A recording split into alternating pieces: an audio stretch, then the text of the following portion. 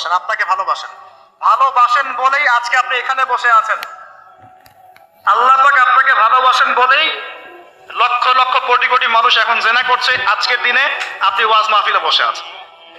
আল্লাহ পাক আপনাকে ভালোবাসেন বলেই আপনি আল্লাহকে সিজদা দেওয়ার তৌফিক পেয়েছেন।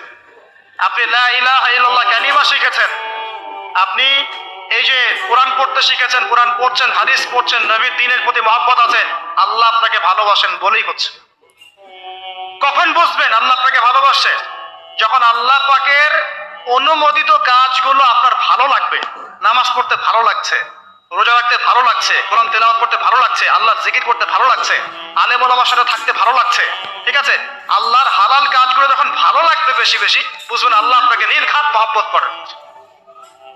আর যখন আল্লাহ পাকের নিষেধগুলো, হারাম, মদ আমার ভালো লাগে না, জেনা ভালো লাগে না, আমার খারাপ জিনিস দেখতে ভালো লাগে না, খারাপ শুনতে ভালো লাগে না, বুঝবেন আল্লাহ আপনাকে ভালোবাসেন। আর যখন দেখবেন খারাপের পিছনে আপনার ঝোঁক বেশি, দুর্নীতি করতে ভালো লাগে, সুদ খাইতে ভালো লাগে, ঘুষ খাইতে ভালো লাগে, কাউকে ঠকাইলে মনে আমি স্মার্ট হয়ে গেলাম, হ্যাঁ, মানুষের টাকা আত্মসাৎ করতে ভালো লাগে, নামাজ না পড়ে ঘুম দিতে ভালো লাগে, ঠিক আছে, রমজান মাসে বিড়ি টানতে ভালো লাগে, ঠিক আছে, মেয়ের সাথে যে টানকি মারতে ভালো লাগে, তখন বুঝবেন যে আল্লাহ আপনাকে এখনো ভালোবাসেন, বা আপনি আল্লাহর ভালোবাসা পাওয়ার যোগ্যতা হারিয়ে ফেলেছেন। আল্লাহ পাক আমাদেরকে বোঝার তৌফিক দান।